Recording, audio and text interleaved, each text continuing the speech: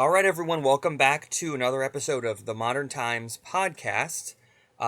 Today, of course, my esteemed panel, I'm Nigel. I'm Sarah. I'm Ann. And we are back. This episode, we're going to dive right into a Chaplin feature, the first episode that we've actually done on a feature Chaplin film. We've gelled enough now, we can dive right into a feature and not feel like we're going to not do it justice, so... Yeah, it's about time. Mm-hmm. Yeah. My very favorite Charlie Chaplin movie. Sarah, why don't you tell us what film we are going to be discussing? Chaplin's 1921 feature film, The Kid, starring him and co-starring little Jackie Coogan. It's as the tagline reads, a picture with a smile and perhaps a tear. That's very true.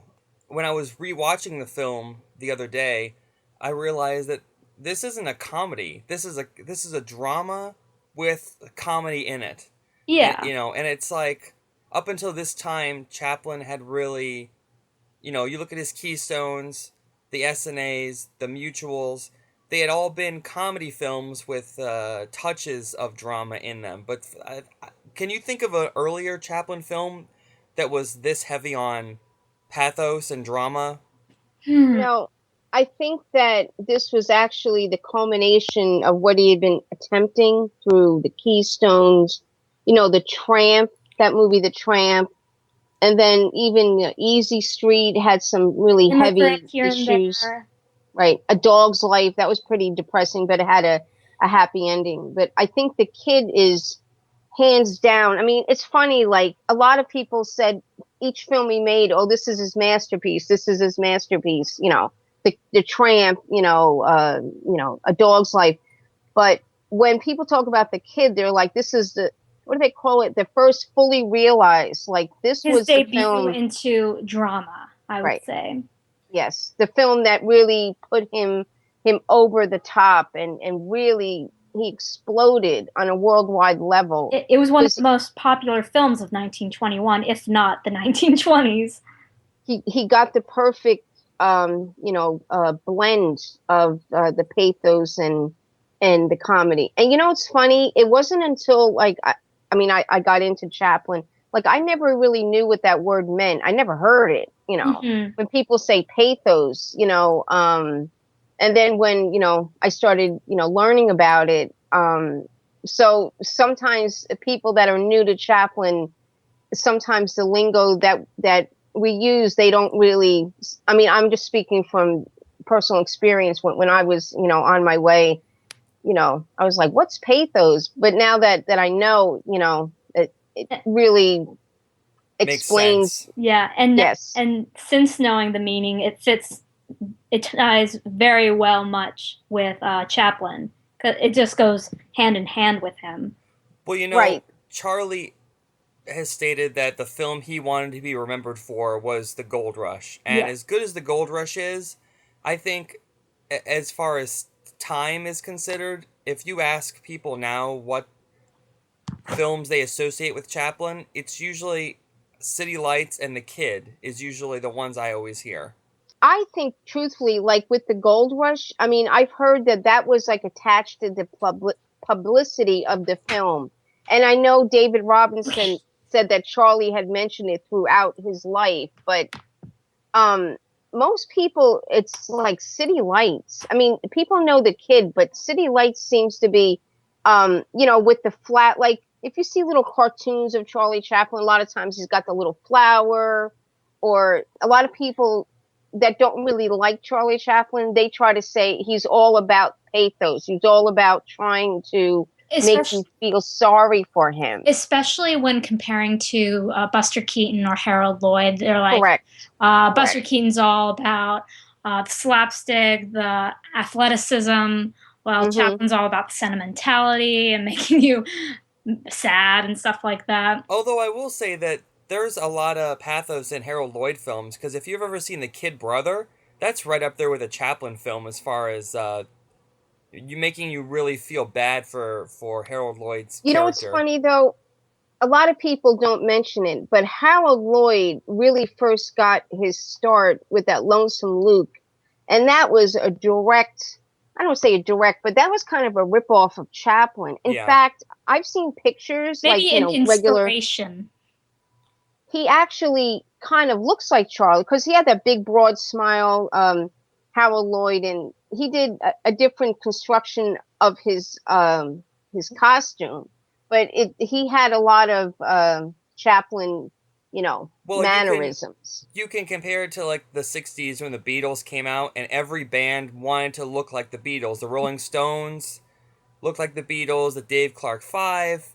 It was like they all kind of did their own thing, but at the same time, they were all trying to look like the thing that was most successful at that time, which was the Beatles' look and style. So you can compare that to Chaplin. Everybody, if you dress up like the Tramp, you're going to be guaranteed if you're going to act like the Tramp in your films, you're going to be somewhat successful.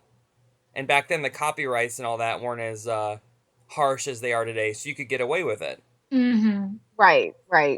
But eventually those actors evolved into their own personalities. But even W.C. Fields, if you look at his first film, I think it's Pool Sharks from 1915. Yeah. He's playing the Tramp. Mm-hmm. That's all. He's the Tramp. No doubt about it. And the thing is, though, people, of course, they constantly compare Buster Keaton and Charlie Chaplin. But really, as far as the box office, Harold Lloyd was, he was pushing out so many films. I mean, he has, I think, like 240 films to his filmography. Jeez.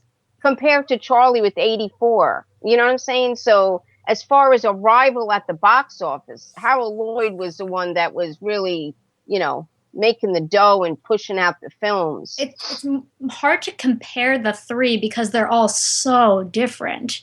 And, yes. Like Harold Lloyd's making films like what you said, like 200. Chaplin's taking his sweet time. He only made 4 or 5 films in the 20s, I believe. Right, yeah. I mean, it seemed like 1914 he pushed out 30 some odd films, and then every year after that he just to. Yeah. Right. Yes. He was not under his own, like, he didn't have his own power yet. He didn't have his own control. He could direct, he could star, but he was under Keystone, Mutual, First National. Right. He had to follow their guidelines up until United Artists, where creative control and time control. He could do whatever he wanted. But think about what greatness he achieved even under those circumstances. Mm-hmm. All the quality stuff he churned out when he was being forced to churn out so many films. I'm sure it wasn't his choice. I'm sure he would have liked to take more time. And I'm sure if he looked back at those films now, he'd probably find all these things that were wrong with them. Because I think creative people, they're never 100% satisfied with their work. But I think at the same time, it trained him well. Yeah. Because that he had like a film per week under his belt, and then he would do another one and another one. And then by 1921 with The Kid, he was working very hard still, but taking more time. And it really shows with the end result. The thing is, like, with First National, his contract with them was they wanted 8 films, and I think it was 16 months, if I'm not mistaken, okay? He pushed it to 5 years. It was kind of like he didn't care. In other words, like, I used to think to myself, why didn't he just push these films out and be done with First National if they were as terrible as, I mean, the relationship that he had with First National was not a good one. And I used to wonder, why didn't he... product, too. It wasn't just that he wanted to get it over with. He wanted it to be entertaining. And that's what... he wanted to be proud of it, not something that he didn't think was very good. Because before then, I believe he was doing, like, the cliche, like, chase scenes and pie throwing that he wasn't that into. It'd been played out so many times. And but didn't Payday and The Pilgrim come out after The Kid? Yes, they did. And those were First National films, too, right? I think so, yes. Yeah. Yeah. Because Idol Class, first United Artists film that he made. But they never, I mean, after The Kid, it was kind of like, where do you go? I mean, his last 3 First Nationals were nowhere near, none of them were. to the kid, but yet he still took another 2 years to make these films. So was he under contract to First National until 1923-ish? Okay. Right. His last film, The Pilgrim, he actually finished filming that in, I think, like May of 1922, but First National only wanted to pay him as a two-reeler. And Pilgrim was a four-reel film. It So almost feels again, like a feature. The Pilgrim to me feels like yes. the Yeah. Lost Chaplin feature. Yeah, Because it's a it's about four-reel film. it's about as long as The Kid, isn't it? Yes. And the thing is that First National only wanted to give him a price for two reels, so they were locking heads again. And finally, they just said, "All right, we'll pay you for the four reel." And The Pilgrim was released like 10 months after, it was finished filming. So He was yeah, very popular and he knew it, and he could use right. that against them. You would That's think at this point in 1923 that the company would have realized just let Chaplin do whatever he wants. Pretty much. Just let him do whatever he wants and He's we'll put it going to out. Because we can't fail. If we pay him for 2 reels or 4 reels or 6 reels, we're going to be successful regardless. Yeah, and So might as well make him happy and give him what he wants because he's going to make us a lot of money. And through Chaplin, they got Jackie Coogan, and First National started making Jackie Coogan's films. Yeah. So they made a lot of money off of Charlie Chaplin, but yet they were butting heads. Mm-hmm. With The Kid, Jackie Coogan was the first real child star. The first. Right. Yeah. And he went on to do a lot of films in the 20s as like a child star, some films in the 30s, and then he kind of like stopped for a little bit. But 60s, he got more popular again, playing Uncle Fester in the Addams Family TV show, which is what he's most known for. Yeah, the 1960s and 70s was where old Hollywood went to die. I'm joking, but it's like a lot of people that were really famous in the 30s and 40s found, modern fame in these sitcoms and television. And that's the sad thing is like most people know him as Uncle Fester. They can't, when they can't believe he was this little adorable child. And the sad thing, it's not sad, but he actually started looking older before his years. He married Betty Grable in like 1937. And he was like 23 and he looked so much older. He just, unfortunately, he looked so much older than his years. And, after he got past that cute stage. Betty Grable, I remember reading her saying something about her marriage to Jackie Coogan. And some people like said that, oh, you really helped Jackie along. She's like, no, he really helped me. He was like very talented. Oh yeah. Like, he knew Charlie Chaplin. You know what I'm saying? It's like he knew, other people, big name stars. So she was right about that. Yeah. And Jackie even he had an influence in law in California because his parents pretty much took all of his money that he earned making films, and he didn't get it back. From what I've been able to glean, though, I think it was more after his father died. I think his father died in 1933. In like a car accident, I think. Yeah, and I think, if I'm not mistaken, it was the mother and the stepfather. Yes, but at the end of the day, he turned 21 and he had no money. That they had just and at the time, right, it wasn't against the law. And now I think, like you said, that they have that law. I think it is Coogan's law that parents have to put a certain percentage of their child's income into a trust fund. Yes. Well, so since we're talking about Jackie Coogan, why don't we jump in? How did Chaplin discover Jackie initially? Wasn't it like he saw him on a stage show or something like that? Yeah. And I think he might, and he had heard that he was under Jackie Coogan was under contract with another film production. Roscoe Arbuckle. Yeah. But it turned out it was Jackie's father. And so as soon as he found that out, he's like, I want that kid under contract. I want him in my film. And it worked out. So was Jackie Coogan in any other film before this? I think so. Which one was it? I think he was in he was a little baby. If I'm not mistaken, it was an S&A film. Oh, that's ironic. If I'm not mistaken, actually, because it's gonna kill me. Yeah, if I'm not mistaken, it was an S&A film that he was in. He was in A Day's Pleasure.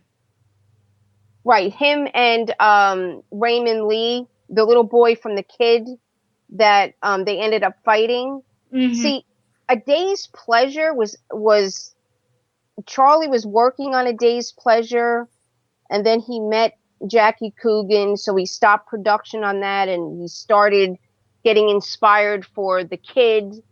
And then towards the end of 1919, First National's like, all right, we need something. So then he finished up A Day's Pleasure, and he had little Jackie and that little boy that he fights in the movie, Raymond Lee. Yeah. They And played that shows his too. sons. A Day's Pleasure, I think, of all the later Chaplin films, shows terrible.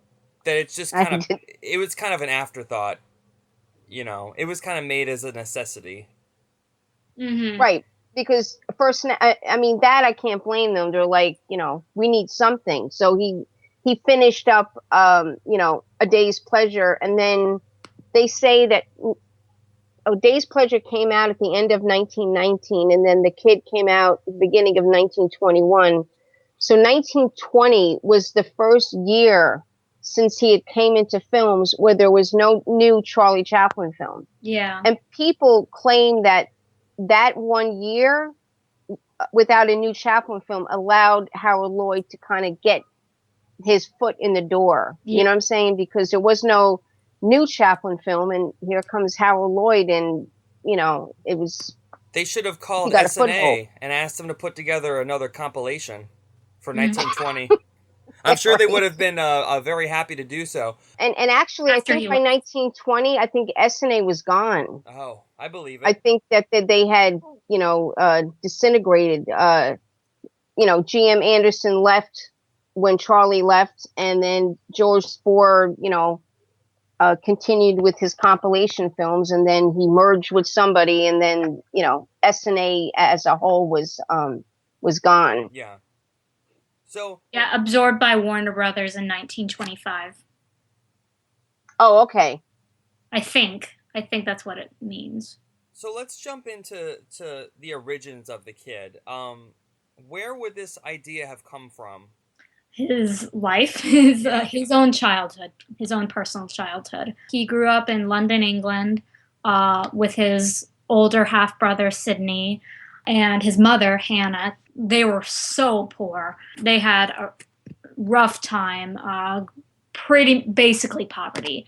And for a year, Chaplin lived in a workhouse away from his family, alone. And his mother was institutionalized for who knows what. She wasn't all there. So he included his own personal experiences of being taken away from his mother, who he adored, and incorporated it into The Kid. The thing is, in the movie, he's, the child is ripped from him, but in the mother, in his own experience, he went to the workhouse with his mother and his brother Sidney. Mm-hmm. And he was separated from his brother Sidney because of their age. Yeah. Charlie was put in, I think they called it the infant ward. And the mother was put in with the other women, and then she ended up in an institution.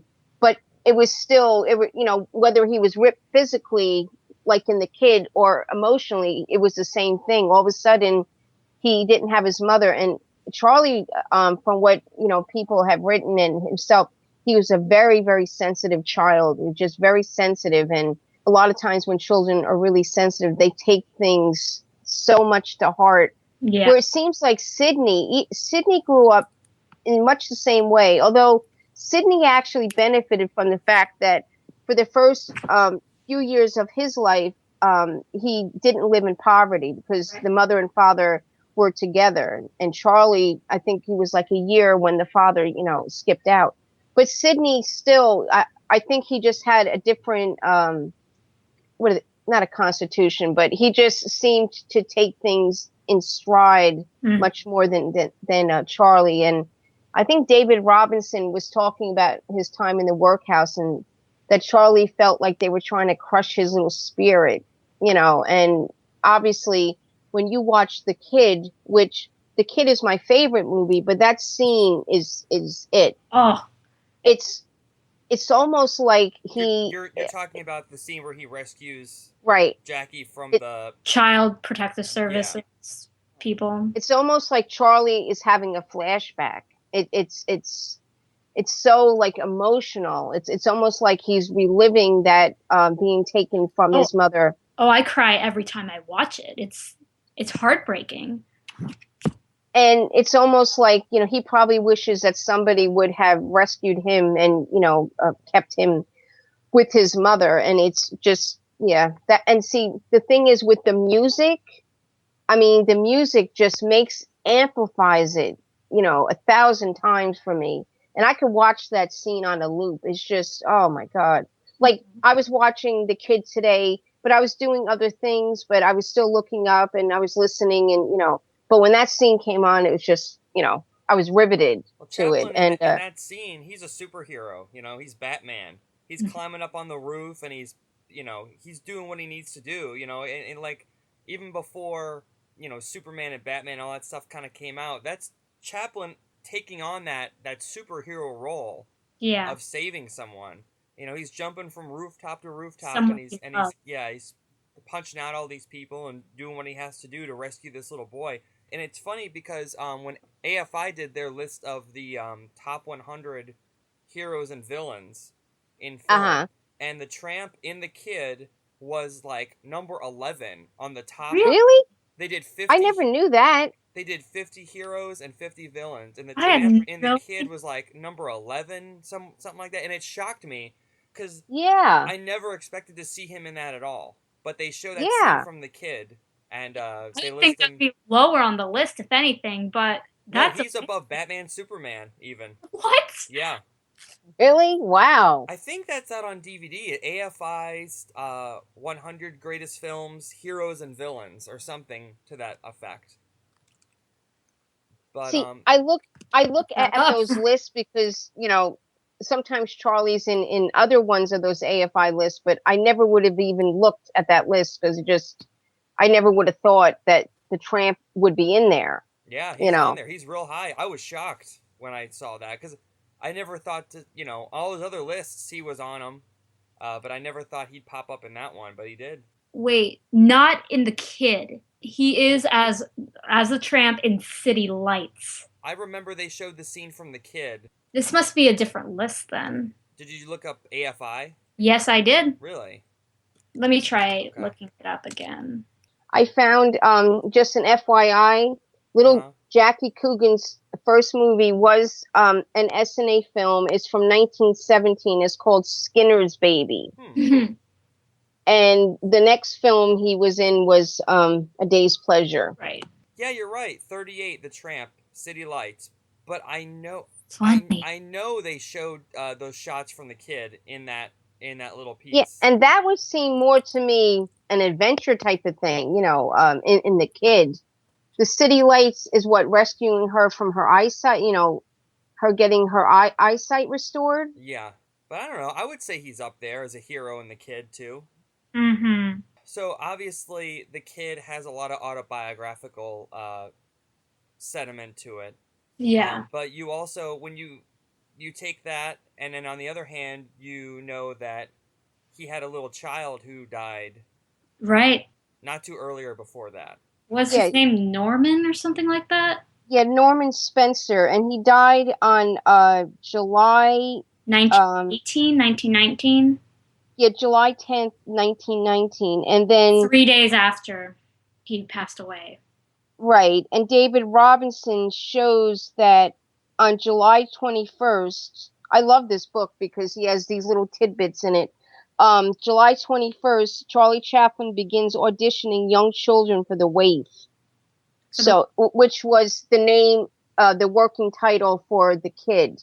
So Norman Spencer, lived 3 days. He died on the 10th of July, and within 10 days, Charlie was auditioning children for the Waif.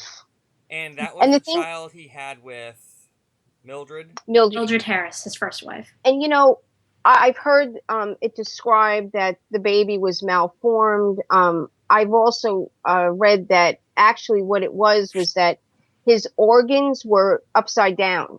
Ooh, And supposedly at some point in her pregnancy, whether she knew she was pregnant at the time, but Mildred had gone to a sanitarium or, a rest place, and that seems to be a purported. running theme in Chaplin's life with the women, either Yeah. his mother or the women he associated himself with.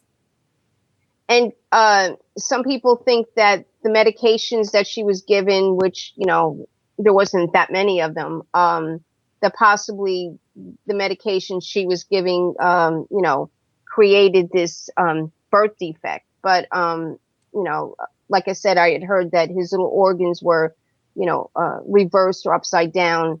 Like it was pretty obvious when he was born that, he wasn't going to live that long.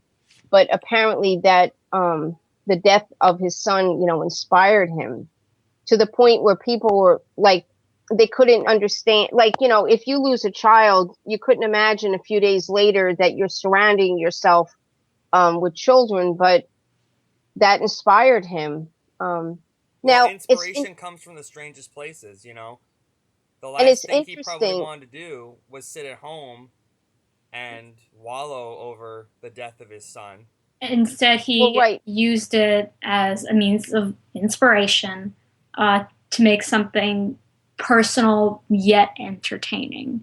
It distracted him from the pain that he felt losing a child. It could also And at maybe that, save, in his mind, if he made a film like this, it could bring attention to the fact that these children are treated so poorly in the workhouses. Yeah. yes. And see, that supposedly is what drove him to rescue his son. Is kind of like Charlie, knew that what the workhouse meant. I mean, we don't really understand, but I mean, now in the modern times, but that children back then were used as child labor, and it was just a terrible way to live. And it's interesting. For the longest time, it was reported that the baby, Phyllis Hathaway, was a little girl. And then in the last couple of years, actually, I had somebody message me on my blog, and because I did a post mentioning it, and they were like, "No, it was actually a boy." And purportedly, this person is still alive. They're like 96 years old, which kind of goes with the timeline. And I think it was on eBay or one of them where there was a picture of the kid. It was Jackie Coogan and Charlie, and there was like an autograph of Phyllis Hathaway. But I haven't been able to fully confirm that. But I can't imagine that there's somebody still alive from the kid, and there wouldn't be more publicity about that. You know what I'm saying? Well, It's some things strange. seem to go under the radar sometimes. Yeah, but that to me would be like, a The big thing. the kid who did this is kind of an offshoot, but in the movie The Jolson Story, the kid who plays young Jolson, who dubbed the voice. There was another kid that mimed his voice, but the kid who actually sang the songs Uh-huh. he disappeared off the face of the earth, and everybody in the Jolson Society thought he had passed away. Around 2001, 2002, he somehow got in contact with them and says, "I'm the guy who recorded the tracks." And they did. I can't remember if they didn't believe him or not, but it turned out he was right. And they had him at the festivals, and he sang. And he just recently And passed it's away a few years ago. But for 50 years, nobody knew what happened to this person, and he just dropped off the face of the earth until he reestablished himself as being that person. So it's not And entirely unheard of. right. And in fact, I think now on Wikipedia it mentions that. But whether or not it's really true, I'm just like, I don't know, just for my own curiosity, because it's just the fact of the matter is that it was reported, and it's not a big deal, but when you talk about Chaplin, like any little tidbit, um, because it was reported that the baby was actually a little girl. So it's just, Hmm. just something that, At piqued that my at interest. that age, it's hard to tell either way. Yeah. Yeah, especially when the baby's bald. Yep. Right. Yeah. Yeah. So those two situations are really the true inspiration for the idea of the kid. His son passing away 3 days into his birth, and Hmm. Charlie's own autobiographical background. Right. Um, And Charlie had hit a creative, like even he said with like Sunnyside, which was released in 1919, he said it was like pulling teeth. He was just at a lull creatively, to the point in some of the the film magazines, people were saying like, where's Charlie? It was kind of like he was at a low. So I imagine when he got this inspiration, he must have just been on cloud nine. Like Yeah. it totally revived his career, and it really did. I mean, it put him over the top. Um, so how long and from the inspiration for the story of the kid did it take to get into actual filming and creating the product? not that, let me see, not that long. Actually, I believe the film was completely finished by the end of the following July. But let me see, because David Robinson has in his book, he has the breakdown of when it started. Okay, production started on July 21st of 1919. Production finished July 30th, 1920. Now, I don't know if that time includes when he had to take the, no, no. What I was thinking is like with the circus, he was filming it, he stopped production, because of the Lita Gray thing, and then he resumed it. But it looks like here that it was filmed for the year, and then after it was filmed is when Mildred Harris, no, that's not true either. You know what? I'm trying to figure out is if this year that it took, if that also included the thing with Mildred Harris where he had to take the film, out of the state. Well, you also Um, have to realize he couldn't take forever on the kid because Jackie Coogan was probably growing too. Yeah. yes, yes. So yeah, it shows production started in July 21st, and July 21st, 1919, and was finished July 30th, 1920, and then it took 6 months to get it into the movie theater, because then that's when he had the whole thing with First National. They didn't want to pay him for the 6 reels. They just wanted to pay him as a 2 reeler or a 3 reeler, and that's when he held it hostage. And there's that picture that shows him handing over the film to First National, and I think that was at the end of December. So, and then in the meantime, like in film magazines, the First National was putting out things against Charlie Chaplin and pretty much telling people that if he approaches you to try and sell his film, don't sell it. We own it. So yeah, there was a little bit of drama, with the kid, as far as First National, and then Mildred Harris. Let's get into the Mildred Harris since we're talking about the prince. Since we're on Hmm. that subject, she was holding that as an asset Yeah. for In the their divorce. divorce. Yeah. They had married in 1918, something like that. Yeah, in October Yes. 1918. Because she was pregnant, and it turned out she was faking it, but then she did get pregnant by him. That's something that always confused me in the Robert Downey Jr. movie. Yeah, that confused me too. I like for the longest time I had no idea what they meant. I'm like, she did have a baby though. And then I realized she faked it, then had a baby. Yeah. Well, yeah, I mean, she got married in October and she had a baby in July.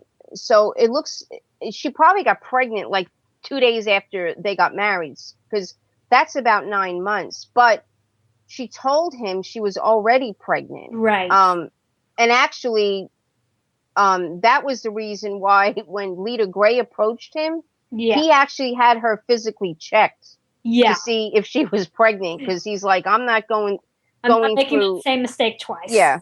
In the biopic, in the biography movie, do they ever even acknowledge the baby that he had that passed away? No. They don't. No. Ever.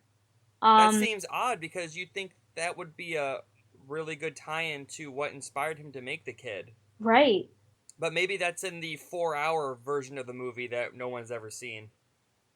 Now, this is interesting. I'm looking at the chronology of the kid, and David Robinson is showing that he actually stopped working on the movie for about 6 weeks in September, and then he actually then started filming the professor, that little tree thing. Okay. He did that, and then what he had to do is finish up A Day's Pleasure. So really, even though the kid was from July to July, that wasn't actually 1 year of filming. So he was working on multiple things at the same time. Right. Now, I still don't understand what inspired him to do, what I'm thinking it might have been, like, I'm trying to wonder why he did that, the professor thing, but possibly he was trying to throw something together to get First National off his back. Because they wanted, another film. Yeah. So he probably did that. They probably were like, yeah, no, that's not good.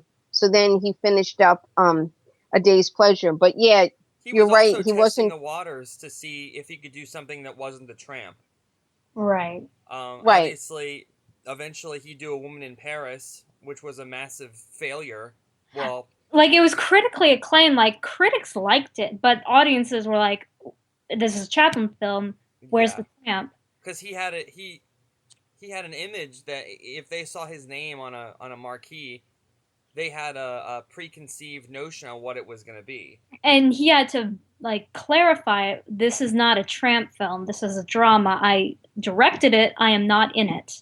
He had to make that crystal clear, but audiences still weren't fond of it. And if you watch that professor, that little short clip from what was it, 1919? Yeah, something like that. Yeah, I mean, it shows promise, but I can see how it didn't get too far off the ground. But he, with the flea circus and all that stuff, he would later go back to in Limelight. So it shows he never forgot his ideas. Oh, definitely. And it looks like he kind of used part of the set of the DOS house, or what do you call it? The place house? where the flop house. He used part of that set for the professor. And also, it's funny. Well, it's not funny, but there's a little notation during the kid. It says here on August 17th, there's somebody noted Jackie Coogan lost and licked. Apparently, he had fallen asleep somewhere, on the set, and people were frantically looking for him. He woke up and he seen that these adults were going crazy looking for him. He stayed hidden. Charlie drained the swimming pool because he, feared that, he was down at the bottom of the pool. And then Jackie, made his presence known, and I guess his father spanked him. So there's that little note in there. Jackie lost and licked. There's a funny story I read. I can't remember where.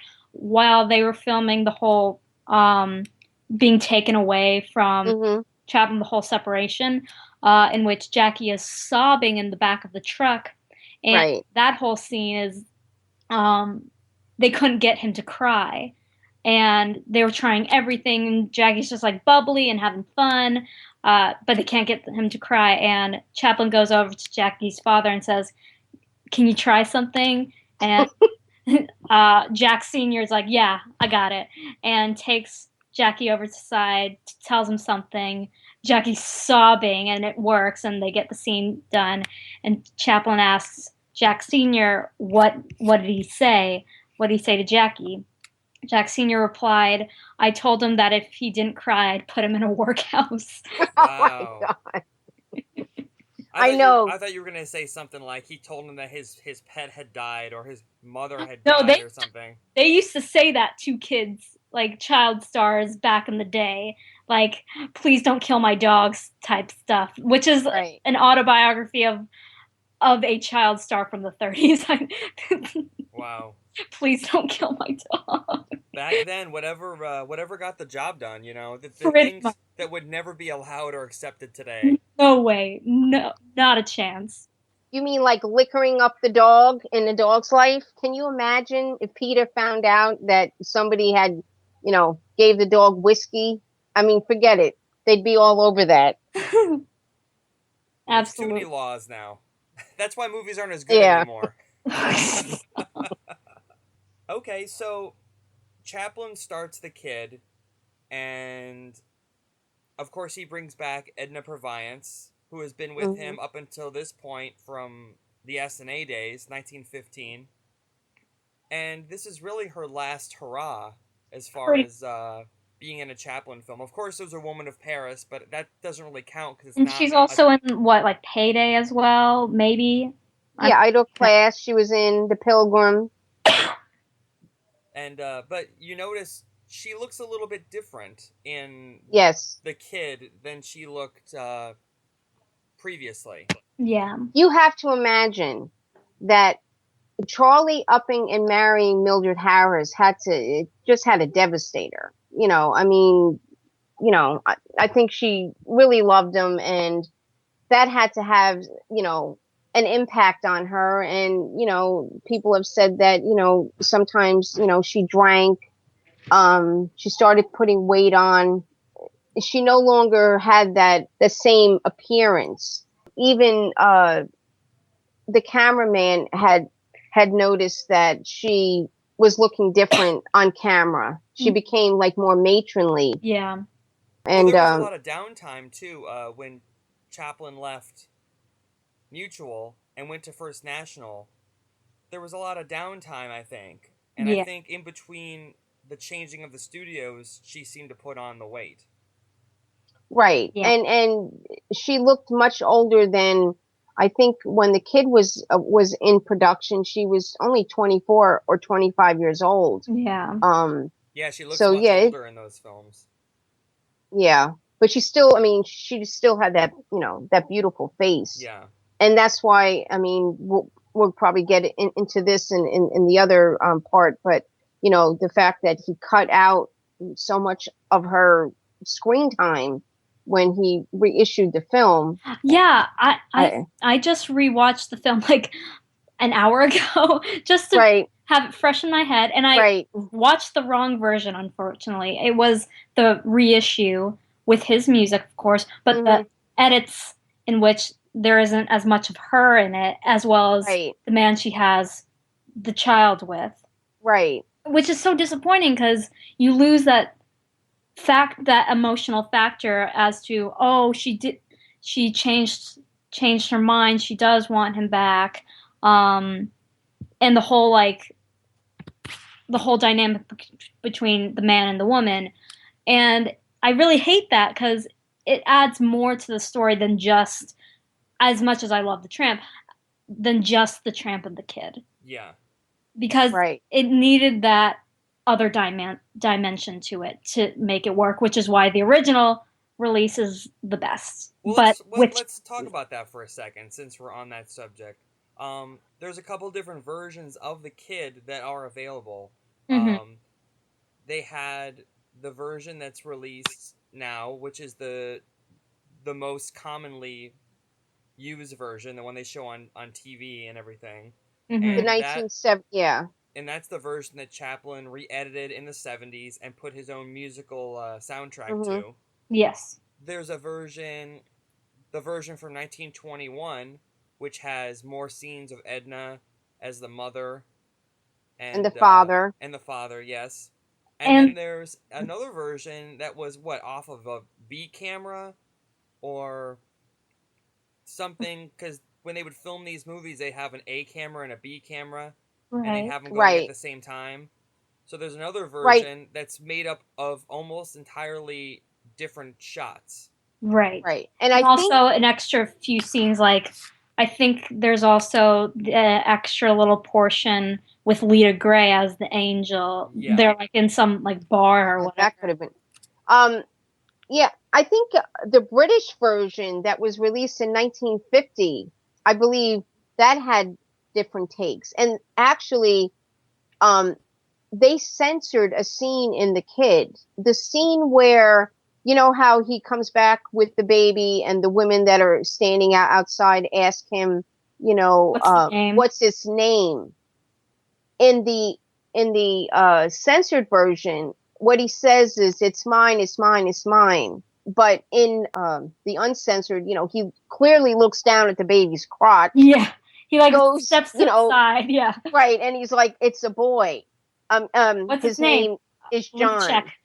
But I John. guess, you know, some people thought that that was scandalous, that Yeah. he's, you know, clearly looking down. So, you know, that little thing was There's censored. some other things that are a little like touchy that are in The Kid though. That's Oh like yeah, I the mean, worst. That's not even the worst one. The worst the scene is fact, when he looks at that sewer drain and looks down at it, Oh my then looks at the god! yes, baby, and then looks at And the considers audience. it.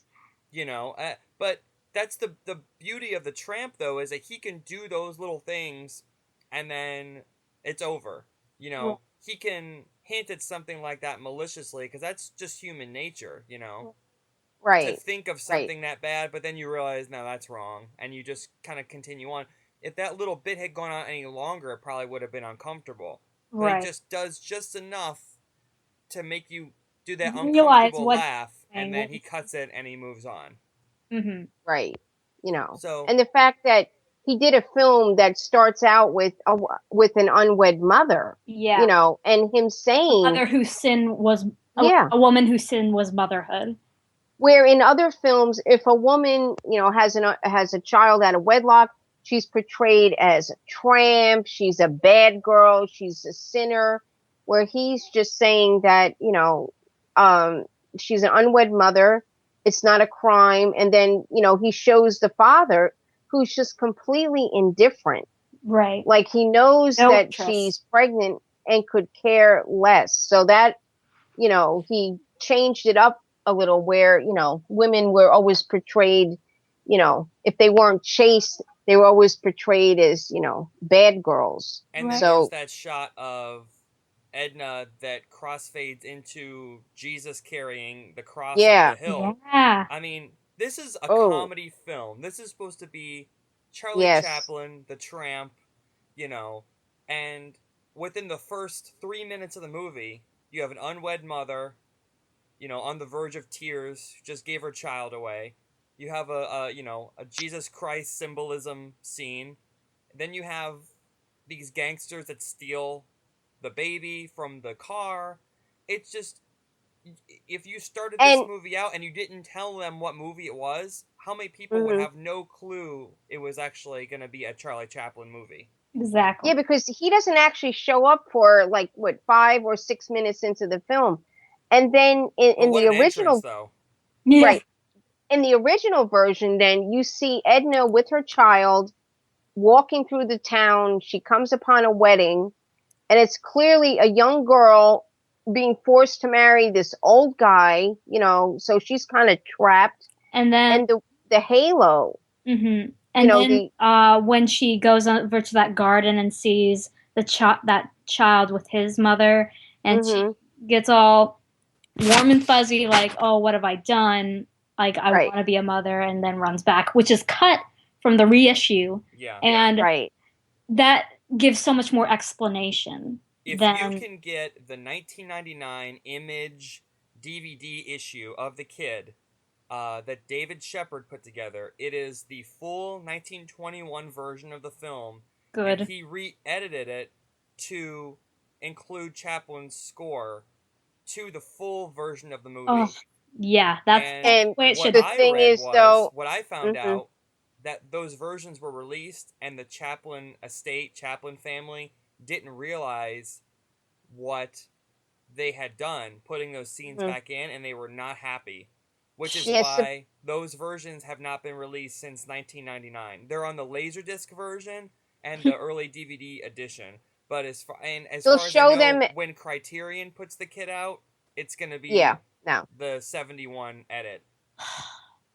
they'll show them as extras, but from my understanding is Charlie Chaplin, some of his children, which were full grown adults by that point, were with him when he edited The Kid, and they know why he did it, and they are going to adhere to his wishes. See, the difference with what I've been told, the difference with the Gold Rush is, nobody was really there when he did it, or, it's a different dynamic.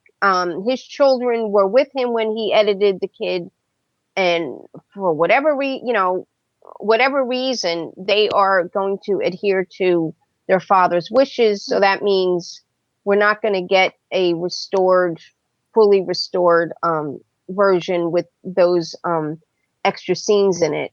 Now, It's like George um, Lucas and Star Wars, you know? I mean, I know the original versions of Star Wars, now that Disney owns Star Wars, I know they're going to come out at some point because there's just too much money to be made. Too many people right. want the original versions out. Hmm. But in this day and age, there's no reason why you can't put all the versions of the Kid on one Blu-ray Right. disc and release it and give people the option and explain, this is where Charlie's mind was at in 1921. This is where his mind was at in the 70s. This is why he cut these scenes out. You know, Yeah. I don't think it takes anything Because, away from And it. they did the right, same thing with like I have a like I'm not sure which DVD version it is, but it has for the Gold Rush, it has both the 1925 version and the 1942 version, giving you the option. that's the M2. I have that one. Yeah. That's the M2K. The only thing is that with the silent version, they had the old like little Yeah, piano that's the only score, problem. but you still were able to see the Original entire movie. without the And narration. right, and the reason given that Charlie did it was that he felt that it was too sentimental for a modern audience, modern being 1971. Mm-hmm. I never bought into that, but it's just one of those, maybe somewhere down the line, maybe a Chaplin grandchildren, we might not even be here, that'll say, enough already, let's release the, entire, issue. And there is somebody that's doing a reissue. They're doing their own film, The Kid, and they have the copyright purportedly of the original 1921 version, because that version was actually in the public domain. So you could show the original version, but you couldn't have Chaplin's music, and that's what that music is associated with the film. You know what I'm saying? So it's Yeah. you know So you can find it's the like no matter what version you're watching, you're losing something from Right. it. yes. One, either the audio or extra scenes. But that's Yeah. why I love the David Shepard version, because it's the It's the both. most the most complete, with Chaplin's 70s score attached to it. And I'm going to be buried with that thing because Mm. I've heard um it called the Holy Grail. they pop up on eBay now and again, and if you can find one, they don't go for that much, because the first National set was the same situation. It was the full versions, not the Chaplin review edits that he did in the 1950s. But And it's just like he just kept cutting things and cutting things. I mean, as most people think of, he just did it to the Gold Rush, but he didn't. He did it to so many of his films, and he just cut little scenes out, and well, if you just think about even Unknown Chaplin, he wanted all that footage burned. He wanted all that footage destroyed. And the only reason why that documentary exists and that footage survives is because, was it Raleigh Yes. Yeah. Talbot He that didn't. hung on to that foot? He told him that he told Charlie that he'd thrown it away, but he'd actually put it in a vault or saved it. And the thing is, there's Absolutely. still more footage. There's still way more footage than was shown in Unknown Chaplin, and it's like, why don't they put it out? Yeah. Why do they have these films of Charlie's just sitting there when people would love to see them? Or at least do a screening of them theatrically, Right, you right, know? yeah, But if you're going to go by the Chaplin family wishes as far as what Charlie wanted, Unknown Chaplin shouldn't even exist because he never wanted that footage to be released, period. So it's kind of, right. with them, it's But kind of back and forth. It depends on what it is, and you know, it Yeah. does. It depends on what it is. You know, they're okay with this, but they're not okay with that. They're okay with putting out the Gold Rush, the 20s version, which I'm really thankful for on the Yeah. Criterion right, because that was fantastic. But for whatever reasons, they don't want to put the kid out. So it's hit or miss with them, it seems. Hmm. right. Um, so we're in. Look, we got a little sidetracked there, Yeah, but we did. we're in the making of the kid. Is there any interesting tidbits that we haven't shared yet that we'd like to? Mm. Oh, with the the little kid bully's big brother. This is just like a little thing, but the if you've seen photographs of behind the scenes of the kid, you'll notice that his ear is a little like large, and it was made of cauliflower, which I think is, and it's only like his right ear, not his left, which I thought was kind of funny. Just a little thing, but We haven't gotten into the Lita Gray thing either. Lita oh, Gray and the whole angel sequence. oh yeah, that Yeah. that seems a little like, because she's 12 at the time, Right. which is a little like that's not really borderline, but pretty like risky. Well, she's not playing a 12-year-old though. Yeah, but she's still 12. Yeah. That's the problem. And but it was 1921. I'm not making excuses, but it's a tricky kind of scene, and Chaplin's certainly pushing the envelope there. Well, And also, I mean, it's even in the film, she pretty much symbolizes like The this future. taboo thing. Yeah. When in you reality, know, she really was. yeah, Mhm. that was, a huge mistake. That was, I think, her second time meeting Chaplin too, because I remember reading something or hearing something of her in like a documentary when she was old age about how she met Chaplin. She was a little girl, like 5 years old. Wasn't When, that during They were the in a Keystone or SNA yes, period? yes, and her mother yeah. was like, "Go meet Charlie Chaplin. There he is, like having like his lunch or whatever." She met him, and then several years later met him again when filming The Kid. Now, And it's was interesting go ahead. Sorry. in the heaven scene of the kids when Charlie went to London for the premiere, and then he met so many people, and he actually met the author of Peter Pan, which is J.M. Barrie. right. And J.M. Barrie was asking him, like, why did he put that scene in? Like, it didn't fit into the rest of, the film. And I found it interesting. And the thing is, Charlie actually said that, he was inspired by Peter Pan, Oh, that makes me so happy. the book, but it's just kind of weird that, J.M. Barrie, because of how Peter Pan is, would say that, that kind of scene doesn't fit into the film. But to me, anytime I think of that scene, it's just to me a simple man's view of heaven, because the difference between his reality and heaven was heaven was clean. Yeah, Like, he didn't fix anything.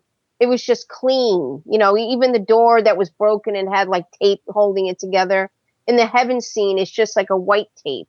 Everything was just clean, and it was just his version of heaven. Now, yeah. what do you think that whole scene? Because because you said it doesn't really fit into the rest of the film. It just seems like it was kind of dropped in at the end. Right. I like it personally. Yeah, what does that scene mean to you? What do you think he was trying to establish with that whole Hmm. sequence? Well, it was a dream. I'm not quite sure because it doesn't really fit with the plot at all. I But mean, it's pleasant.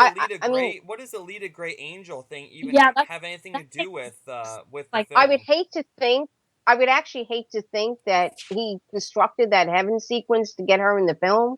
I mean, I could be wrong, but it's just trying to find, why he put that in there. I mean, obviously he was completely exhausted. He was completely depleted.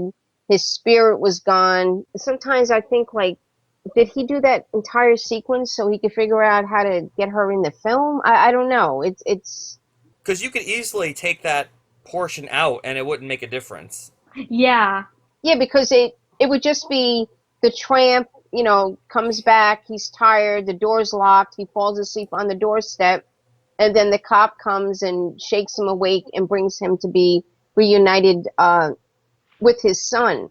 yeah. Now, the thing is that there is somebody else that's making a new version of the kid, actually like verbatim, and he's including that heaven sequence in it. And the Hmm. reason he's doing the film is that he thinks that the modern audience will, uh, this will appeal to a modern audience, even though he's doing it in black and white and it's silent. Oh, he is. Oh, Oh, I thought Yeah, he was doing it as like a like a modern take. yeah. no. So What? I'm thinking, okay, the only difference is you're in modern day Houston as opposed to, 100 London. years ago in, right. So, but he's even using the angel, the heaven sequence, All right. Now that I which sort of is have an issue with because if he was going to do a modern like retelling of it, that's one thing, but if you're going to make it right, silent and black and white, that's you right. might as well just watch The Real Kid.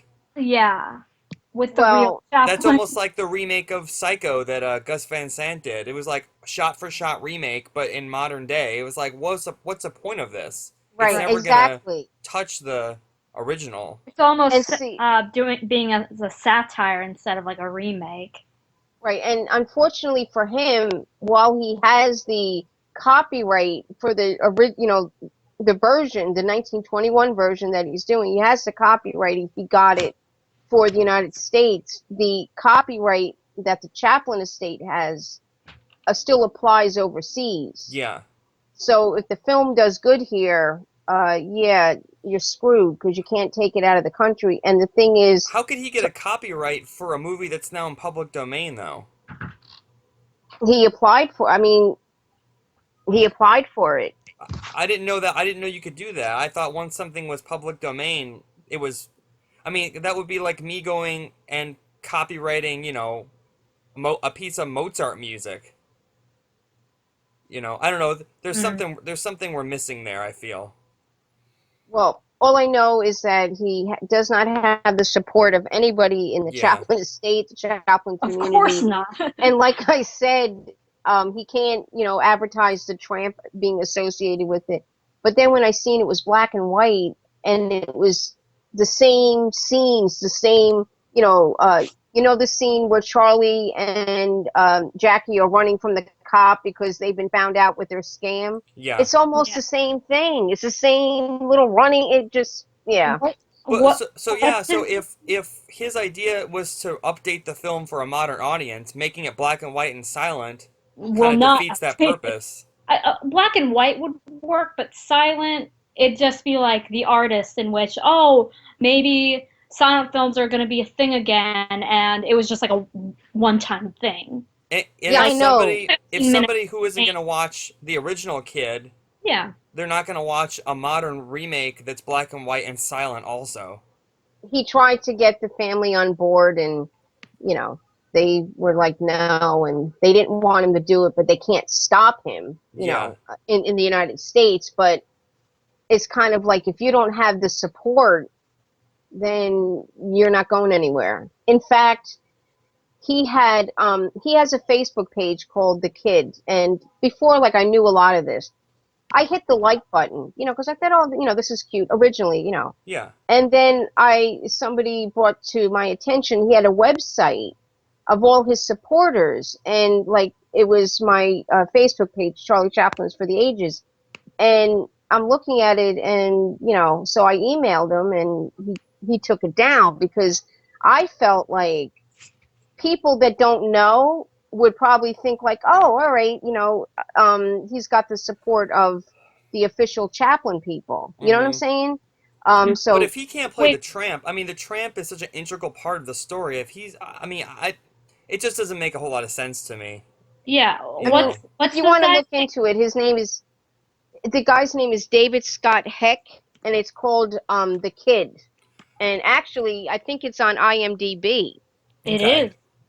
Yeah, and it's like it's kind of like he's missing the most integral part of Chaplin. He's international, Mm-hmm. so if they have the copyright for the for the overseas Chaplin estate, Oh. then you're not going nowhere Yeah. because I mean your movie might not do well here, but it could might do better overseas. But if you can't, it's Well, at the sometimes same I think time, anybody that tries to keep Charlie's name alive in this century, you have to admire. Obviously, the person putting that together is a Chaplin fan and wants to share, what Charlie created with a modern audience, and that's fine. But yeah, it's just the way. If what you're telling me is right, the way he's doing it to me seems like why don't you just watch the original then? There's a whole trailer for it too. Hmm. right, I'll have to yeah, check that out. yeah. So Shoot. But jumping back into the kid, there's a lot of sequences that really show his imagination as far as turning things into different things. And Yeah. like the scene where he first adopts the kid and Oh, he using takes hmm the the kettle. chair, and he turns it into like a toilet seat. Yeah. And the because he's kettle looking ahead, as a bottle. Yeah. and It's I like think his inventive ways of creating all of those things. and the Yeah. thing that I loved was the scene where little Jackie is making him pancakes. He's lounging in bed, so it's kind of like he's become the kid and Jackie's the father. But they have the 5 years. pancakes in front of them, and even though Jackie is much smaller than him, he makes sure that they have an equal amount of food. Remember there's like that one like Charlie counts the Yeah. pancakes and there's one extra, and then he cuts it in half. Yeah. And then you see little Jackie is taking the knife with the syrup and he's licking it. And you think that Charlie's chastising him for his atrocious table manners. But no, he's just telling him if you're going to lick the knife, do it. On the Don't the Do it on the serrated sharp end. edge. Right. So that's where he interjects comedy in this because you expect one thing, but then he does another. Mm-hmm. There's a scene in the flop house where Charlie's lovingly putting the blanket over the little boy and tucking him in, and then all of a sudden he flips over Charlie and he brings the blanket with him, but he doesn't even use the blanket for himself. But it's those little things I find funny because you're like, oh, look at him, he's lovingly tucking him in, and then he turns around, he takes the blanket, and he doesn't even use it for himself.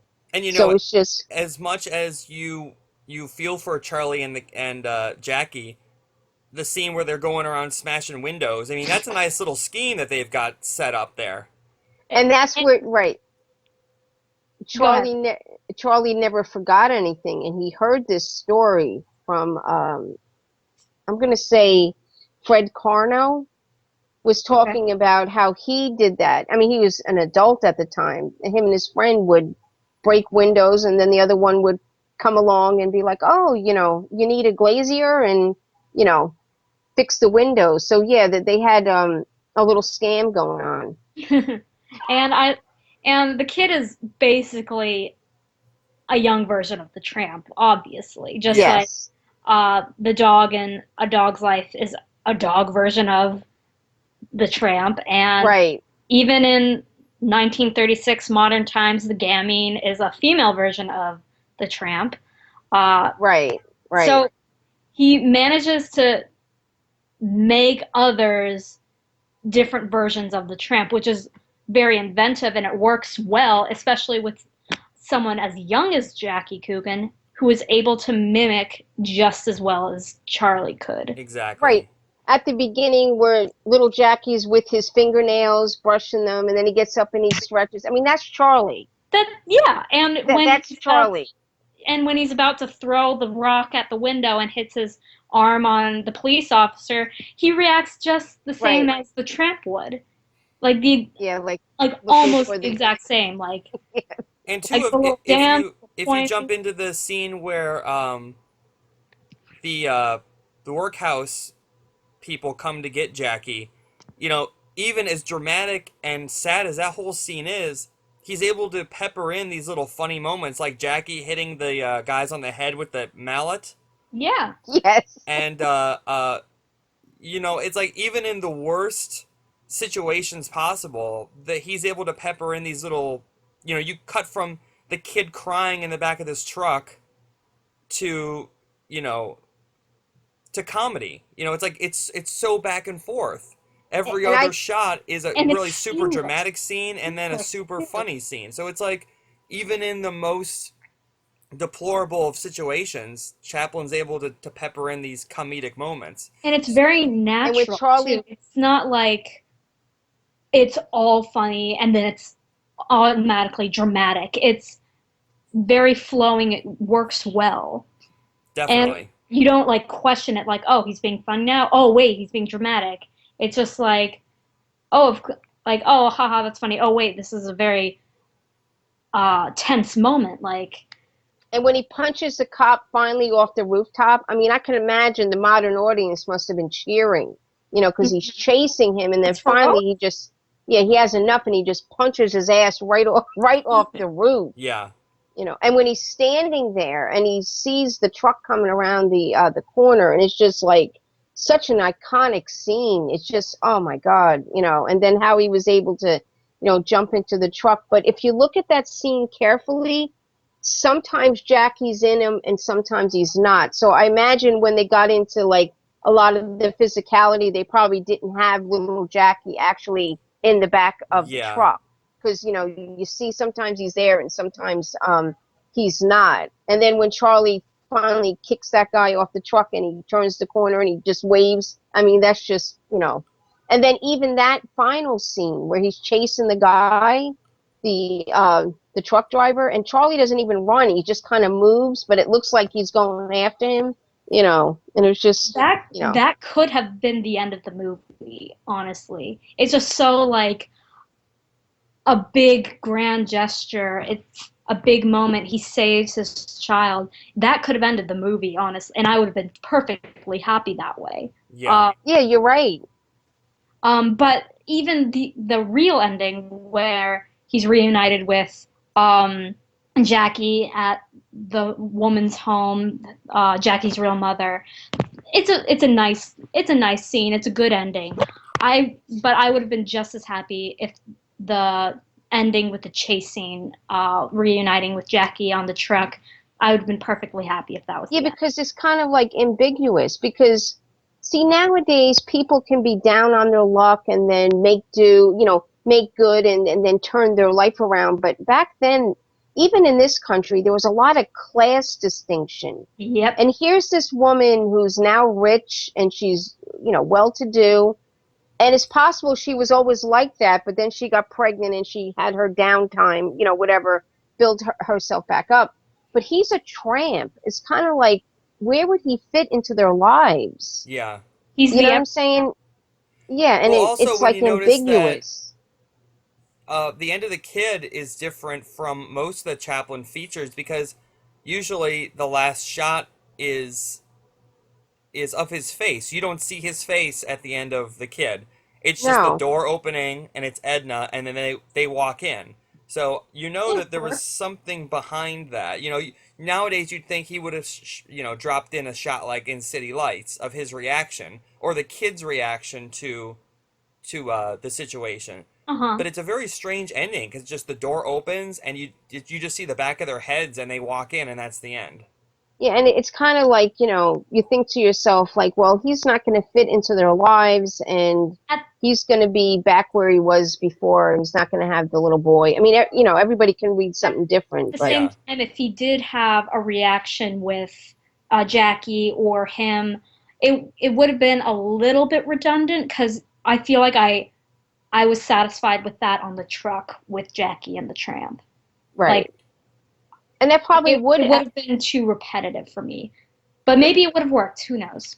but that would have been a good ending, like you said, because then you could have imagined that, they're together and they're going to, They're going to be all right as long as they're together. yeah, Basically. yeah. And I never thought about that, but because actually the rooftop scene for me is such an emotional, whoa, and then when he finally gets him, it's just like, oh, It's and you're closure right, to me. Like yeah, that could easily be the end.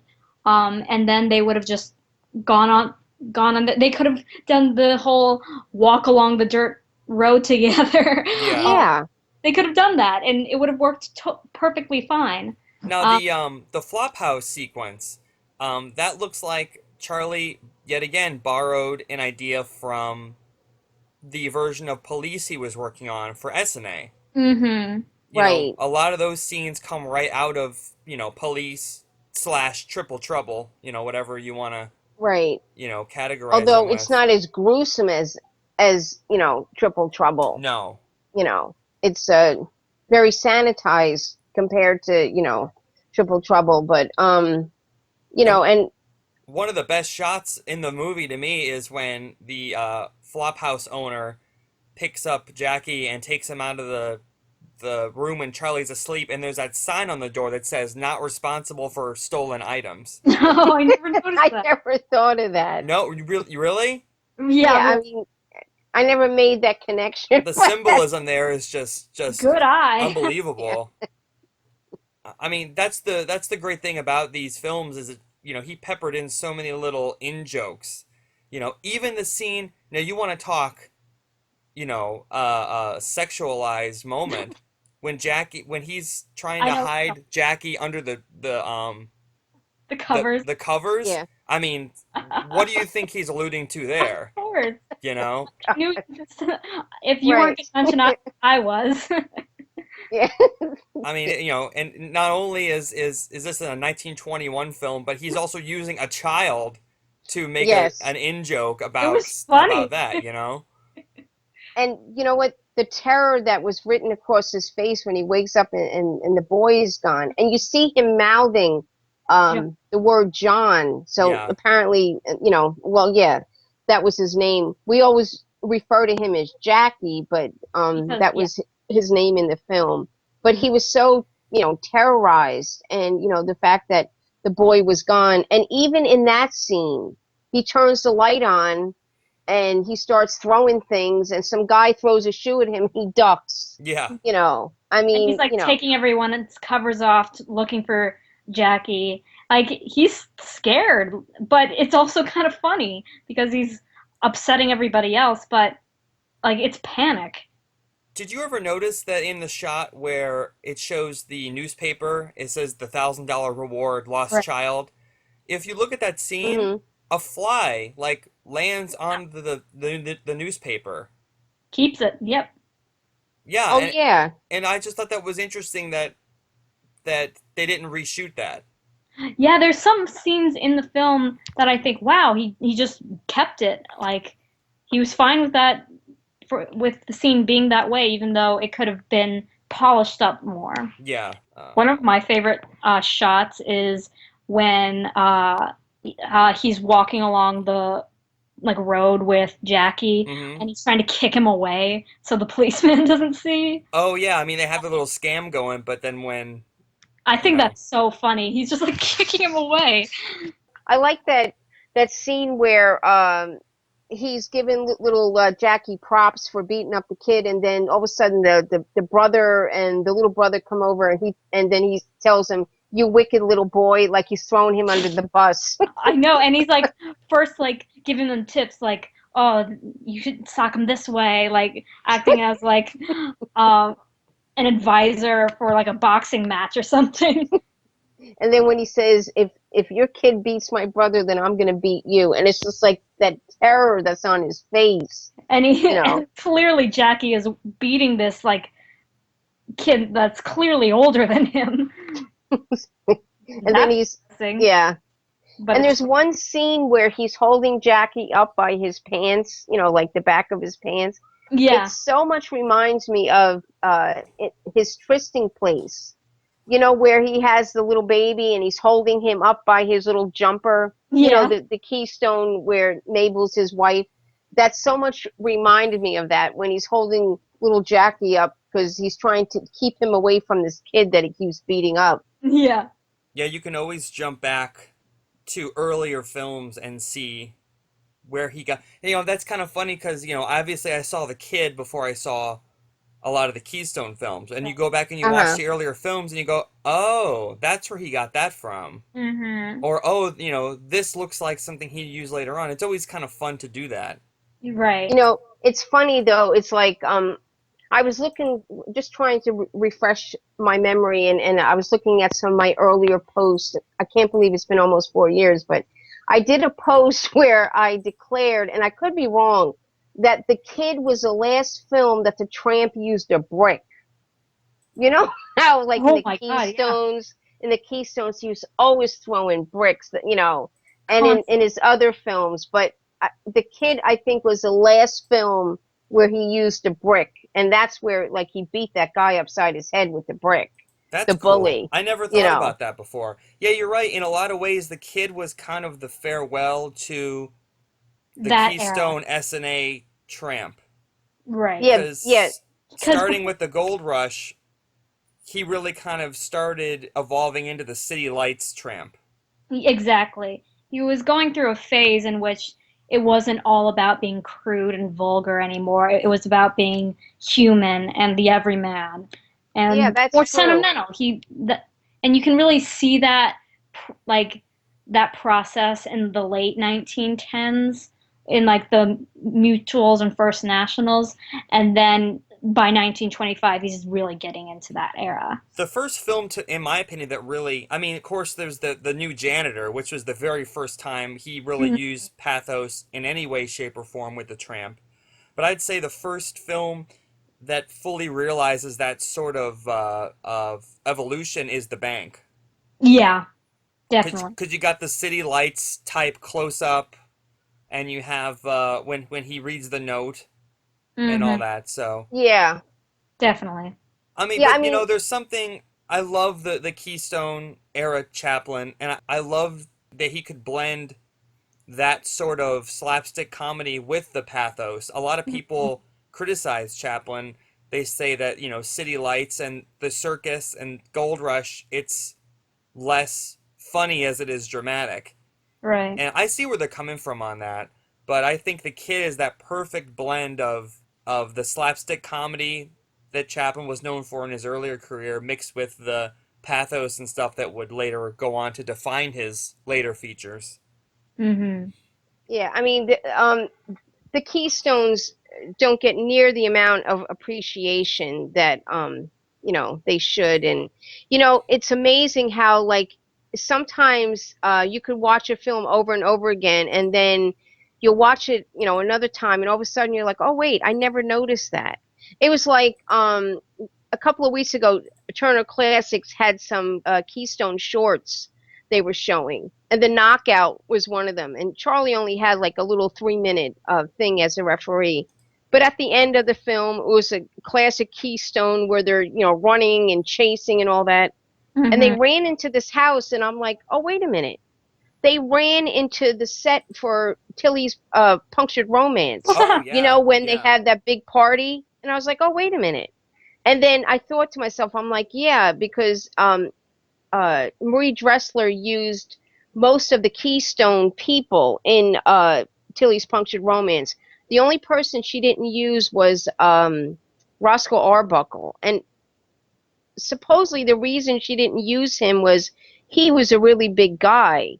And she thought that he would upstage her, which that didn't make Hmm. sense. But I And mean, also, you can't mistake him for anyone else. Right. You know, Oh yeah, if yeah. he's on the screen, you're gonna recognize exactly what you're saying, but you're gonna know that's Arbuckle. You know, even Chaplin at that time, you could dress him up, but Arbuckle's so iconic just by his size. There's no way you could mistake him for anybody but Arbuckle. Exactly. Right, Um, right. Now I got the last scene of the kid playing here, and I'm noticing that after the angel sequence, the cop shows up, very violently wakes Charlie up, and he wants you to think that he's taking him to jail. Yeah. He throws him in the police car. And Chaplin doesn't even put up a fight. No, Right, he's yeah. like at the end of City Lights. I think he's just given up at this Right. point. He's just so beaten down and so out of it that That's and true. even going back into that angel sequence when the police officer shoots him down, that pose that he's in, where he's lying on the ground and his wings are all destroyed, and you just look at the pose and the way he's laying, it's like almost like a war casualty. Mm-hmm. I think that would be actually a good question for this episode to post on our Modern Times Facebook page. What does that angel sequence mean to you? What do you read into that? Because I feel like you can read almost anything you'd like. Right. And actually, what I'm going to do is try to figure out, what his reason was for it. I don't. Yeah. Did he ever actually even, say why he chose that scene, or? Or does Um, David Robinson write like a reason why? That would be a good thing to open up to the forum. I think we get a lot of interesting comments on that. I mean, like I said, I know J.M. Barrie questioned him, and he said that he was inspired by Peter Pan, but I And don't know if that's the reason. Peter Pan hadn't been a film yet. It didn't come out till 1924, 23, something like Right. that. Um, so The story itself, though, I think. yeah, I So think yeah, I more mean, at the end, light than the he actual. turns the situation on its head yet again. He makes you think that he's gonna go to jail, and you're thinking, here we go. He's lost the kid, and now he's gonna be taken to prison. But then he takes him to the house, and it's like Charlie doesn't even realize what's going on until the door opens. The door Hmm. opens, and Jackie runs out, Right. and the movie honestly ends pretty abruptly. Yeah. Yeah, Yeah, it's like it's inside, not like, a satisfying ending. It's like it fools you. The ending fools you because you don't expect it to end like that. Because you yeah, think I some think whole it. new thing's gonna happen where he goes to jail, and then it's literally like, you know, under a minute. Mm-hmm. And I know I feel like he could have fleshed that out a little more, but it is what it is. Mm-hmm. Let's talk about the legacy of the kid. I feel that it's one of Charlie's most revered movies Oh, in this definitely. generation. And definitely it's one of the films I think when I think of Chaplin, for sure. Like, and also one of the feature films I think, especially like, and because I think that film really shows his maturity as a filmmaker. It was the height of his Definitely. creative. Oh, absolutely. He was young. He was what, 32 when it came out.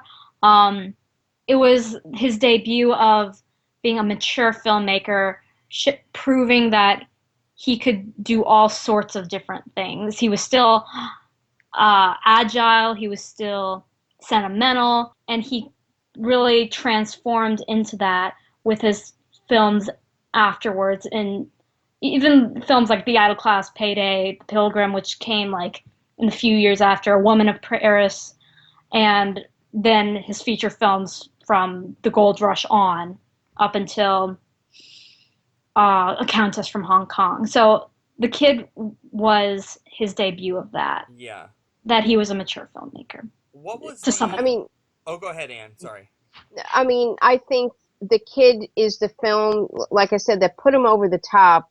And I think what he had been trying to achieve his entire time as a filmmaker, he finally got the perfect balance Yeah. of Yes. pathos and comedy. And he'd been trying, for me, as far back as The Janitor. and the janitor, the Keystone, there was more pathos in that. Not a Definitely. lot of comedy. So he's starting out in each one of these different films. He was trying to blend them a little bit more and a little bit more and a little bit more. And this, Mhm. it truly was 1 minute you're, crying or whatever, and the next minute you're laughing. It's kind Yeah. of like, and he throws them in there, and it's, even at the end, the scene where he gets the boy, after rescuing him, and then that little scene between him and the truck driver. Yeah. I mean, it's kind of like that was funny, but you were just, you were crying, they were crying on the truck. Those were real tears that you seen in Charlie's eyes, and Jackie Coogan was like beside himself. That had to be emotionally draining for him. And then he does that little comedy bit, and it's just, you know, um, Now, what was perfect. the audience and critics' reaction to the kid when it came out? It was a huge hit, Oh like yeah, it was. internationally huge. Yeah, that it sent him over into the stratosphere. It was just, and the kid is actually the first film that he actually attended a premiere, and Hmm. then he went. The kid wasn't seen in England until September, so he had it premiered here in January, and then 9 months later in England, and he went over there, and we all know the reception that he received. Strangely, he wasn't known like he went to Paris and he was revered there, and then he went over to Berlin, but for some reason they hadn't been showing Charlie Chaplin films there. He They were wasn't going really. through a really bad time after World War One with Yeah, reparations, so they yeah, were more keeping to themselves at that point. So I can see yeah. You know, they were really big on expressionist films at that time.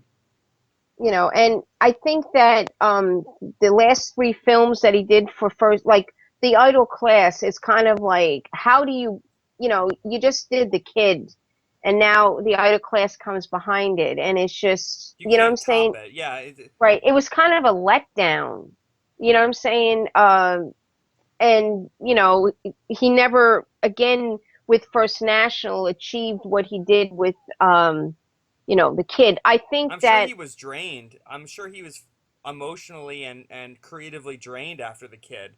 And he just had to fulfill his contract at First National, so he just kind of had to do whatever. I mean, The Pilgrim and Payday, actually, if we're talking about post kid First National films, Payday is a film that I can show to a modern audience and they love it Yeah. because of the oh yeah, bricks, yeah, the whole brick yeah. scene, the music.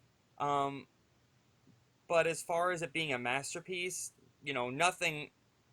They all have their moments. The Pilgrim and Idol Class, they all have their moments of brilliance, but nothing comes back to the kid as far as that goes. Until Hmm. the Gold Rush, But obviously. I often wonder though why Charlie never did another film with Jackie Coogan. You know what I'm Yeah. saying? It just um it's strange. Maybe And he it's thought funny, he did all he could do with him. Maybe he thought doing Get that over again it. would just retread the same ground. but it's funny because Jackie Coogan's film My Boy, who actually Albert Austin directed that, or he was one of the directors. There's a lot of scenes in that film that are the kid. The same, just a lot of the scenes remind me, of Jackie Coogan in The Kid. I mean, that film made Jackie Coogan an international, movie star, Yeah. a child actor. And I think it was because he was associated with Chaplin, who was worldwide known. But And of course, Jackie Coogan was at the Academy Awards ceremony in Oh, 71, was it? 72. 72, 72, yeah. when Oh, Charlie got his Lifetime Achievement Award. when Chaplin returned to the US in 1972, he was greeted by people and he was kind of like not that like excited, but Jackie was there and Chaplin immediately recognized him and just lit up and would have been happy just to see Jackie. Mm-hmm. It's amazing because he's almost unrecognizable. You Yeah, like know. he still has his like warm features, but Yeah. Jackie, yeah, he looked nothing like he did when he was a little kid, Mhm. definitely. Now, was the kid when the kid was reissued with the Chaplin score? It was reissued theatrically. Um, are there any?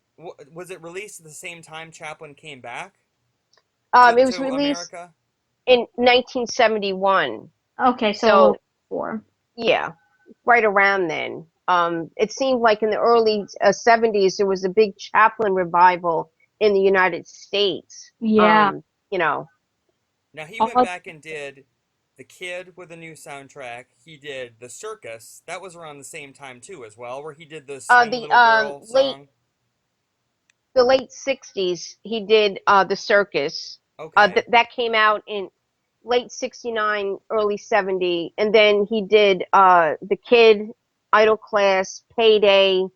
um 1976 was the last film that he added a score, which was A Woman of Paris. So he had gotcha. done all of his films from 1918 on. They all had a new Chaplin score. A Woman of Paris, I think at that point he was debilitated in a lot of ways. So what would happen is his music associate Eric James would play different music, and Charlie would point, and he wasn't as verbal. Mm-hmm.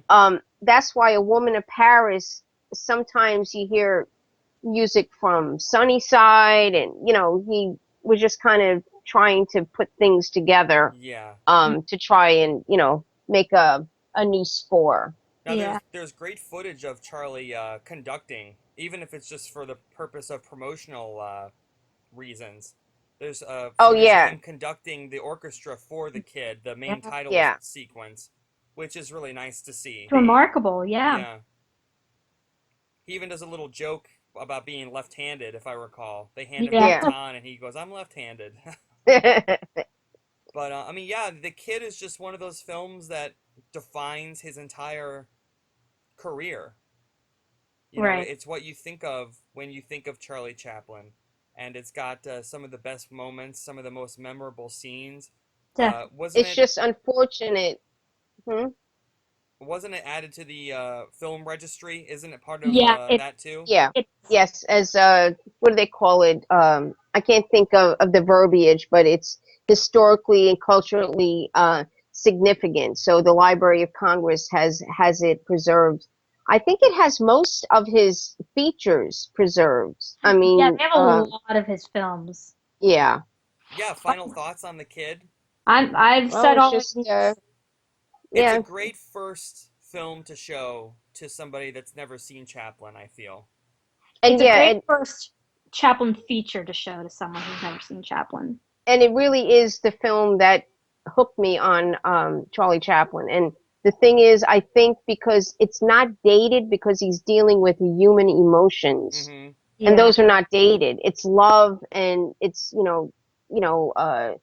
shelter and food and nourish. It just we're always going to need that. So it's Universal, not. yeah, Yes, universal appeal. And you know yes, what? That's interesting that you mentioned that because it doesn't seem dated at all. I mean, even in 1921, Chaplin was considered old-fashioned as right. far as His the way he filmmaking, directed. right? But yeah, I And mean, that's why it is strange that this gentleman is making a modern version of it, but it's not dated. You know what I'm mm-hmm. saying? That people could watch the kid. I mean, they were always showing it on Turner Classic Movies. It's For, one of and for good a, reason. yeah, a Chaplin staple. Definitely. I mean, yeah, I mean the kid is it's not too long, It's got a wonderful soundtrack to it. It flows really well. Yes. It's not one of those, 7 hour silent films, like Oh God, Intolerance that you I yeah, I actually just watched Intolerance like a couple of weeks ago, and yeah, that's a long film, and it was hard to try. There's four different stories, so it's hard to keep them like all together. I mm-hmm. mean, he was able to do it. He seemed to shade it differently, and what have you. But I've actually started opening my mind a little bit more to D.W. Griffith. I was actually allowing my personal feelings, how, about the birth of the nation, and very, uh, the fact that it was such a racist film. And I was actually allowing myself, I felt like a hypocrite. I was actually doing what people do. Like, in other words, I wasn't putting it into perspective, like where Yeah. his mind was at. And it's kind of sad that because of Birth of a Nation, a lot of people don't look beyond, um, you know, uh, that film. And he was just really a wonderful filmmaker. And, At, it's just just, like with D.W. Griffith, putting, he was making his own interpretation of what he had grown up with Birth right. of a Nation, With his just like father. yes, Yeah. just like Chaplin did when he made The And, Kid. to watch a Charlie, to watch Charlie Chaplin films and the way he filmed his, and then to see, D.W. Griffith, how different, it's just like, whoa, it's Yeah, just so different. And he yes, just, he's been forgotten, in time. You know what I'm saying? Most modern people, if they hear his name, they just think that, he was a racist in the film, and they don't want to go, beyond it. So, Yeah. Because they don't understand the context of the situation. It's like with blackface. You don't understand the context of it, so you just assume the worst right off the bat, and you don't really try to divulge into it at all to find out the reasons. mm-hmm. right, like Al Jolson, Yeah. like you're a big fan of. Mm-hmm. That's the people nowadays as oh, he's a racist. He did blackface. Everybody did blackface. Black people did blackface. Mm-hmm. But Anyways, all right, yeah. So we'll wrap this episode up. We hope Okay. that our first feature length discussion was a memorable one. I think we did a good job covering everything. I'm sure as soon as we hang up, there'll be something we forgot to talk about, but we'll we'll open pick it it up up. to the Facebook page. I mean, just post your thoughts on The Kid, and Okay. what does that angel dream sequence mean to you? What do you think Charlie was trying to get across with that whole scene? Because I feel like you could read into that almost anything. Yeah. So, Mm-hmm. thanks for listening to this episode. And if you haven't watched The Kid in a while, put it back in. Oh, yeah, and I will say that if the Chaplin office is listening, you know, Just some fans, yeah. Well, no, no, Yeah. no. Well, we're just fans, but as far as the kid's concerned, put out all the versions of The Kid, please. on a Blu-ray. I don't feel there's any reason. I don't think it will take anything away from the Chaplin edit that he did in the 70s. In this day and age, more Chaplin is good, and you Yeah. want to preserve everything. You should be glad that people are interested enough to Exactly, want every version as possible. exactly. And it will only open up more channels for him to be discovered, I feel. Yes. Oh, So, definitely. Definitely. so if you're listening, that's my little 2 cents there. All right, but thanks so much for listening, and we will see you next time. Bye. Bye bye. Bye.